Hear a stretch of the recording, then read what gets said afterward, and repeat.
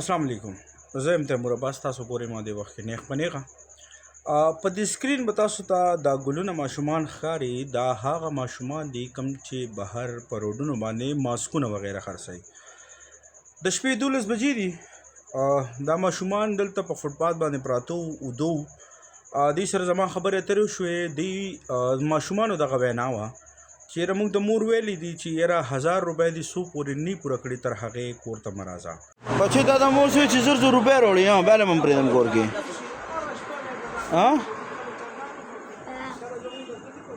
څه ویلې ده وایي 1000 روپۍ راوړي بیا به هم کور کې پرېږدم. دا درېیمه څلورمه شپه ده مسلسل چې دا ماشومان خلک کور ته بوځي او والدین چې کوم دي هغې په دې باندې هېڅ پروا نه ساتي. زما د خبرې مقصد دا دی چونکې بیا ما د خزانې تاڼې سره رابطه وکړه SHO صدام سره.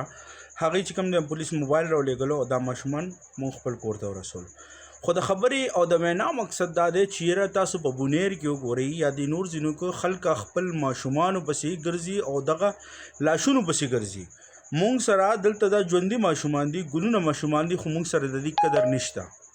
لہذا زما والدینو ته هم دغه خواست دی، خوشه علاقې ته هم دغه خواست دی چې یاره د دې ماشومانو چې کوم دی داسې قسمه ماشومان تاسو وینئ تاسو یې په خپله کور ته رسوئ، که نه یې پولیس ته اطلاع کوئ او که والدین یې نه مني نو هغوی له بیا یو قانوني طور سزا پکار ده.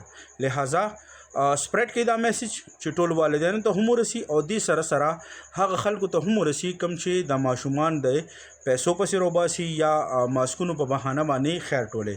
لہذا په دې باندې سټریکټلی ایکشن پکار دی. څومره چې عوام د هغې ته دغه زما خواست دی چې داسې قسمه ماشومان تاسو ګورئ بر وخت پولیس ته اطلاع کوئ چې هغې د کور ته رسئ چونکې شپه ده 12 بجې دي. خو دا نه خواسته دې ماشومانو سره څه هم کیدی شي.